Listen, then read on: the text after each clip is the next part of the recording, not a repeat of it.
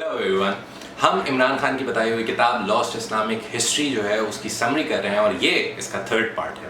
अगर आपने पहले दोनों पार्ट्स नहीं देखे तो प्लीज़ वो जाके पहले देख लें ताकि आपको समझ आ सके कि प्री इस्लामिक अरेबिया कैसी सोसाइटी थी, हुजूर सल्लल्लाहु अलैहि वसल्लम की आमद किस तरह हुई और फिर किस तरह दुनिया पर मुसलमानों का राज हुआ। तो जी थर्ड पार्ट में हम बात करेंगे स्पेन में इस्लाम की आमद और फिर उसका वहाँ से जवाल, फिर ऑटोमन एम्पायर का राइज और उसका जवाल और मुगल एम्पायर का राइज और उसका जवाल किस तरह आया। बुक का 7th चैप्टर अल अंदलुस के नाम से है, जो ये आज के ज़माने में स्पेन और पोर्टुगल का जो एरिया है वो कॉन्स्टिट्यूट करता था। अल अंदलुस के इलाके में अब्दुल रहमान ने जो है वो मुसलमान हुकूमत कायम की, जो कि अब्बासीद से बचकर भाग गया था और एक उमय्यद था। लेकिन स्पेन में भी वही हुआ जो पूरी इस्लामी रियासत की अभी तक कहानी रही है, आपस में लड़ाइयों की और पावर स्ट्रगल्स की वजह से जो है एक वक्त ऐसा आया कि सुलेमान II ने जो है उमय्यद डायनेस्टी को हराया और कॉर्डोबा पर कब्जा करके वहाँ पर अपने आप को कैलिफ नॉमिनेट किया। उमय्यद का जोर टूटने के बाद वहाँ पर छोटे छोटे कबीले और छोटी छोटी डायनेस्टीज बन गई। सब बादशाह कोशिश करने लगे कि किसी तरह वो उमय्यद बादशाह को रिप्लेस कर सकें, लेकिन उनकी आपस की पेटी डिस्प्यूट्स का फ़ायदा नॉर्थ में मौजूद क्रिश्चियंस ने उठाया। मुसलमान बादशाहों का स्पेन में ये हाल हो गया कि वो क्रिश्चियन आर्मीज को जो है वो फंड करते थे, उन्हें पैसे देते थे और उनको बोलते थे कि दूसरे मुस्लिम बादशाह के लिए इनके बल पर लड़ें। तो ये हाल जो है ये क्रिश्चियंस के लिए बहुत फ़ायदेमंद साबित होता गया, वो वेल्दी भी होते गए और इसके साथ साथ उन्होंने उस एरिया में अपना कंट्रोल भी जमाना शुरू कर दिया। क्रिश्चियंस को थोड़ा टाइम मुरब्बितून और मुहव्विदीन से थोड़ी बहुत रेजिस्टेंस फेस करनी पड़ी, जो कि अफ्रीका की जो है इस्लामिक मूवमेंट्स थी वो आई, उन्होंने वहाँ पे क्रिश्चियंस का जो है ज़ोर थोड़ा रोका। लेकिन एक वक्त ऐसा आया कि आखिरकार जो है वो स्पेन जो है वो क्रिश्चियंस के हाथ में चला गया और मुसलमान जो है और कोई इस्लामिक मूवमेंट नहीं ला सके उन्हें रोकने के लिए। इसके बाद वेस्ट अफ्रीका का बताया जाता है कि किस तरह जो है वो मुसलमान जो कैलिफेट्स थे और जो बड़ी बड़ी डायनेस्टीज थी उनकी नज़र में कभी इंपॉर्टेंट नहीं रहा, लेकिन वहाँ के एक बादशाह मनसा मूसा ने, जो कि माली का बादशाह था, उसने माली को इस्लामिक एक स्टेट बनाया। उसने वहाँ की गोल्ड माइंस से फ़ायदा उठाया, वेल्थ इकट्ठी की और फिर उसने टिम्बकटू में एक और इस्लामिक रिसर्च सेंटर कायम किया। मंगोल्स के बैतुल हिकमा को तबाह करने के 50 साल बाद टिम्बकटू में जो है वो एक इस्लामिक रिसर्च सेंटर की बुनियाद रखी गई और वहाँ पर साइंटिफिक रिसर्च और नॉलेज जो है वो आगे बढ़ना शुरू हुई। इसके बाद चाइना का जिक्र आता है कि किस तरह हज़रत उस्मान ने जो है वो हज़रत साद बिन अबी वक्कास को 650 CE में टैंग डायनेस्टी से जो है वो रवाबित अच्छे करने के लिए भेजा था। लेकिन उसके बाद जो है 700 CE के आसपास वहाँ पर चाइना में मुसलमानों का इन्फ्लक्स बढ़ा और चाइनीज़ जो है उन्होंने ज़्यादातर मुसलमानों को अपनी आर्मीज़ में या फिर गवर्नमेंट की नौकरियों में रखा। इसके बाद इंडिया का जिक्र आता है, उसमें बताया जाता है कि मोहम्मद बिन कासिम ने इंडिया में सिंध में जो है वो इस्लाम का गढ़ तो बनाया, लेकिन उसके बाद महमूद गजनवी जो है वो इंडिया में मुसलमानों को और इस्लाम को नॉर्थ की तरफ लेकर गया। और महमूद गजनवी के बारे में सबसे मशहूर चीज़ ये है कि उसके कोर्ट में पर्शिया के लेजेंडरी शायर फिरदौसी और अल बैरूनी मौजूद थे। गजनवीज को फिर इंडिया में जो है वो गौरीज ने रिप्लेस किया और गौरीज को फिर उन्हीं के स्लेव्स ने जो है वो ओवरथ्रो किया और दिल्ली सल्तनत बनाई। दिल्ली सल्तनत में 5 डायनेस्टीज थीं, जो कि थीं ममलूक, खिलजी, तुगलक, सैयद और लोधी।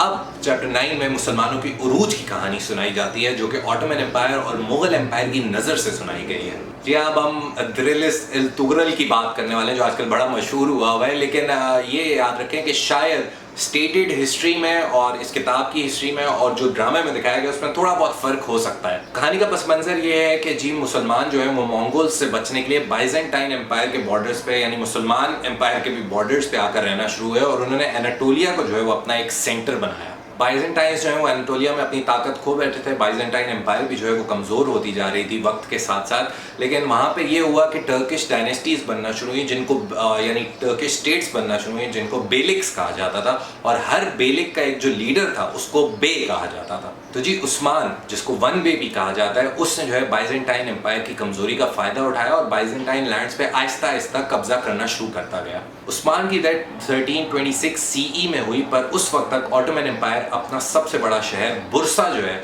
उसको फतह कर चुके थे। इसके बाद उस्मान के बेटे उरहान और उरहान के बेटे मुराद वन ने जो है वो ऑटोमन एम्पायर को फर्दर स्ट्रेच किया आगे की तरफ। सबसे ज़्यादा ऑटोमन एम्पायर की जो एक्सपेंशन है वो बायजीद I के टाइम में हुई, जिसको उसके सोल्जर्स जो हैं वो प्यार से या रिस्पेक्ट से थंडरबोल्ट यानी कि यिल्दिरम पुकारते थे।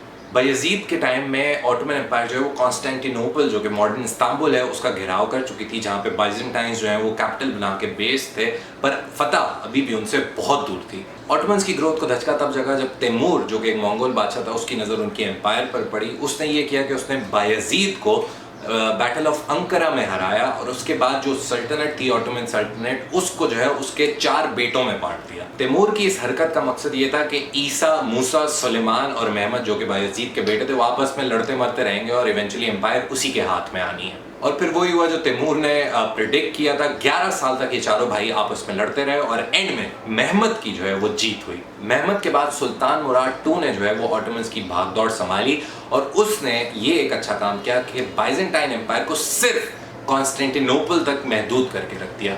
मुराद II के बाद टाइम आता है महमद II का, जो कि उसका बेटा था। उसकी कहानी के लिए आपको 800 साल पीछे जाना पड़ेगा, हुजूर सल्लल्लाहु अलैहि वसल्लम की एक प्रेडिक्शन, एक प्रोफेसी की तरफ, जो कहती है कि उन्होंने फरमाया था कि एक दिन ऐसा आएगा कि मुसलमान जो है वो कॉन्स्टेंटिनोपल यानी कुस्तुनतुनिया को फतह करेंगे। तो जी महमद II जब 19 साल की उम्र में पावर में आया तो उसने यही किया, उसने ये प्रोफेसी सच करके दिखाई और उसने एक हंगेरियन इंजीनियर को हायर किया, उससे तोपें बनवाई जो 250 किलोग्राम के बम जो है वो मार सकती थी।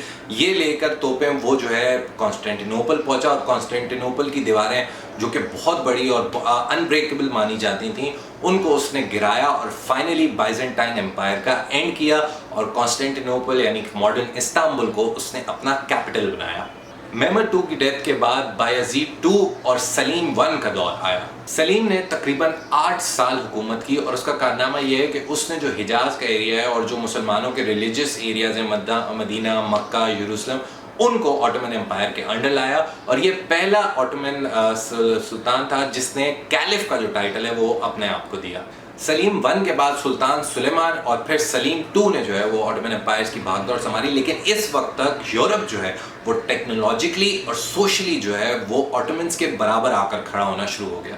कहा जाता है कि ऑटोमन्स का जो जवाल है वो सुल्तान सुलेमान के दौर में 1566 CE में शुरू हुआ। ऑटोमन के जवाल की वजह देखी जाए तो सबसे पहली तो ये है कि वो जंगें जीतना जो है वो रुक गए थे, क्योंकि यूरोप जो है जिनसे वो जंगें लड़ते थे, यूरोप उनके शाना बशाना टेक्नोलॉजी और वेपनरी बनाकर उनके सामने खड़ा हो गया था। इसके अलावा करप्शन एक बहुत बड़ा रीज़न बना ऑटोमन एम्पायर की स्टैग्नेशन और फिर जवाल का। फिर सुल्तान अहमद के टाइम में बादशाह जो हैं वो सिर्फ अपने महलों तक महदूद होकर रह गए और ग्रैंड वजीर्स और वजीर जो हैं वो जो उनकी सल्तनत थी उसके काम संभालने लगे। अब ऑटोमन्स जंगें हारते जा रहे थे और उनकी सल्तनत छोटी और कमज़ोर होती जा रही थी। फिर 1800 CE में सुल्तान महमूद II ने जो है वो वेस्टर्न पावर्स को देखा जो कि राइज पर थी और उसने ये कोशिश की कि वो किसी तरह जो इस्लामी निज़ाम या बादशाह का निज़ाम है या एडमिनिस्ट्रेशन का निज़ाम है उसको वेस्टर्नाइज करके जो है वो मॉडर्न जो टाइम है उसमें सर्वाइव कर सके। अब 1875 है और ऑटोमन्स जो हैं उन्होंने अपनी बैंक्रप्सी डिक्लेयर कर दी है और उनके पास से क्योंकि कॉन्क्वेस्ट नहीं हो रहे तो पैसा आना बंद हो गया है। और इसके अलावा एक और चीज़ ये हुई है कि यूरोप जो है उसके पास साउथ और सेंट्रल अमेरिका से सोना और चांदी आना शुरू हो गया है, जिसकी वजह से ऑटोमन्स की जो करेंसी है वो डी वैल्यू होना शुरू हो गई है। अब ये होता है कि वर्ल्ड वॉर I होती है और ऑटोमन एम्पायर जो है वो टूट जाती है और फाइनली कमाल अतातुर्क जो है वो मॉडर्न सेक्युलर टर्की की बुनियाद रखते हैं। मीनवाइल मुगल एम्पायर की बुनियाद रखी बाबर ने, जो कि एक टर्क सोल्जर और लीडर था। उसने 1526 में लोधी डायनेस्टी जो कि दिल्ली सल्तनत का पार्ट थी उसको हराया और फिर फाइनली दिल्ली पर कब्जा किया। फिर अकबर का और दीन इलाही का तस्करा आता है। इसके बाद ये बताया जाता है कि शाहजहां जिसने ताजमहल बनवाया उसका जिक्र आता है और फिर उसके बेटे औरंगजेब का जिक्र आता है जिसको ताजमहल बनाने से प्रॉब्लम थी।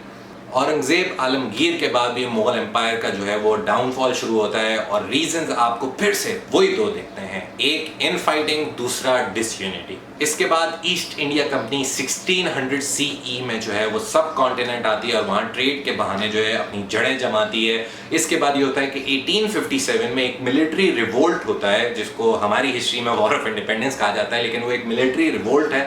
उस मिलिट्री रिवोल्ट के नतीजे में ये होता है कि ईस्ट इंडिया कंपनी को ब्रिटिश गवर्नमेंट लात मारकर सब कॉन्टिनेंट से बाहर निकाल देती है और ब्रिटिश राज जो है वो सब कॉन्टिनेंट में आ जाता है। ब्रिटिश राज आने के बाद जो आखिरी मुगल बादशाह बहादुर शाह जफर हैं उनको जो है कैद कर लिया जाता है। इसके आगे की जो मुगल एम्पायर की हिस्ट्री है वो तो आपको पता ही है कि किस तरह फिर मुसलमान जो हैं वो अपनी आज़ादी के लिए जंग लड़ते हैं, पाकिस्तान बनता है, उसके पड़ोस में इंडिया बनता है और अब 2020 है और कोरोना वायरस आ गया है। सॉरी, ये थोड़ा अनरिलेटेड था।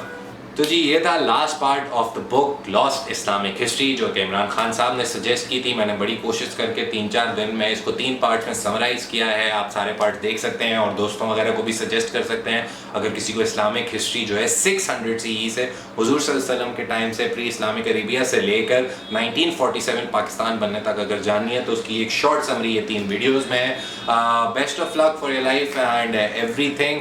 Thank you very much for watching these videos. اور میں کوشش کروں گا کہ میں اب 1947 سے آگے جو ہے مسلم دنیا کی جو ہے ہسٹری وہ بھی سمرائز کر پاؤں. کوئی ایسی کتاب ڈھونڈوں جس میں 47 سے آج تک کی ہسٹری ہو. تو انشاءاللہ پھر تب ملاقات ہوگی. Thank you very much and take care.